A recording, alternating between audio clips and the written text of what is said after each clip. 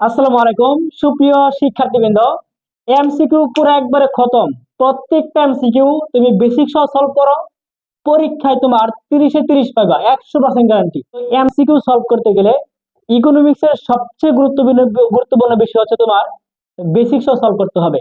তুমি বেসিকটা মাথায় সেট করতে পারো, যে কোনো প্রশ্ন তুমি আসো তুমি পারবা। তো দেখো, আজকে আমরা ইকোনমিক্স থেকে গুরুত্বপূর্ণ একটা এমসিকিউ নিয়ে আসলাম। এটা মুসলিম গার্লসে ইয়ার সেন্স পরীক্ষায় আসছে।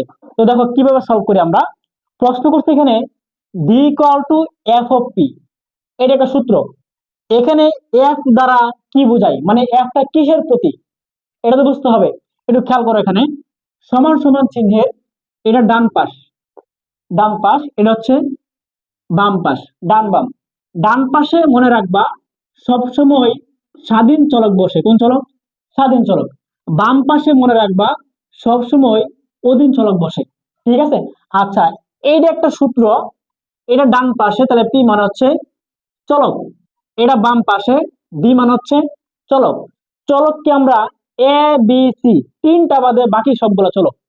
এ বি সি ধ্রুবক, বাকি সব চলক।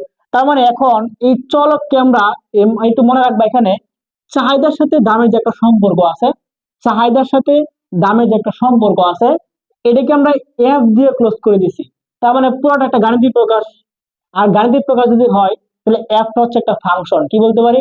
আমরা অনেকেই মুখস্থ করি এফ মানে ফাংশন, অপশন ঠিকই আছে ফাংশন, কিন্তু তারা যে পরীক্ষায় অপশনটা দিছে ফাংশন না দিয়া তারা বলছে এখানে অপেক্ষক।